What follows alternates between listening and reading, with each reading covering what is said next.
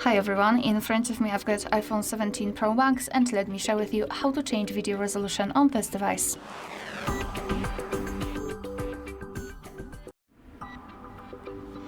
So let's begin with opening the camera app. And right now we are in the standard photo mode, so let's switch to the video one. Just tap on the video. If you can see the red color inside the shutter button, it means that for sure you're on the video mode. So now in the left upper corner, we've got those options which are connected with the resolution and frames per second. So let's simply tap on it. And here we've got the resolution. We've got two different options from which we can choose, so HD and 4K. Right now we've got the 4K applied, it is highlighted, we've got also this dot.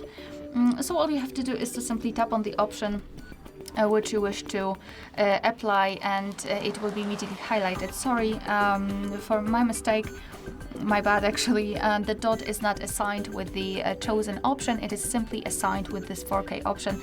Same here in the frames per second in the 120. The same with frame rate, obviously, so we can simply tap on the frame rate which you'd like to use. Alright, so that will be all. Thank you so much for watching. Please hit the subscribe button and leave the thumbs up.